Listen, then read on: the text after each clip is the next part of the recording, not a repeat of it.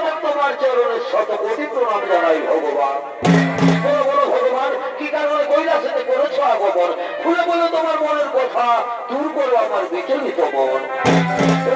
মহাদেব, এই সর্ববর্তন স্বতন্ত্রী ভুবনে যখন যখন বেড়েছে অসুরদের অত্যাচার, তখন তুমি হোক বা আমি সেই অসুরদের মেরে তাদের অন্যায় অত্যাচার ও শান্তিকে দূর করে শান্তির প্রদীপ জ্বেলেছি।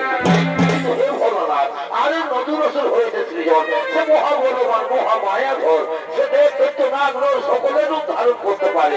এমনকি সে তোমার পর্যন্ত রূপ ধারণ করে সমস্ত দেবতাদের প্রতারণা করছে। বলে বলো মহাদেব, কে সেই অসুর, কিনা তার পরিচয়? নারায়ণ, তুমি তো সবই জানো।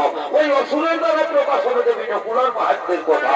দুষ্টপতি কুলাঙ্গার ভণ্ডাসুরের মায়াযজ্ঞ থেকে হয়েছে তার জন্ম, নাম তার নাগাসুর। হে প্রভু, নাগাসুরের মৃত্যু ঘনিয়ে এসেছে। নাগাসুর আর নকুলার হইবে ভয়ঙ্কর যুদ্ধ। সেই যুদ্ধে নাগাসুর হইবে নিধন, দেবী নকুলার হবে জয়। আর সেদিন থেকে পৃথিবীর সমস্ত প্রাণী জানতে পারবে দেবী নকুলার মাহাত্মের কথা। হে নারায়ণ, দূর করো বিচলিত মন, আনন্দময় বৈকুণ্ঠ ধামে করো গমন।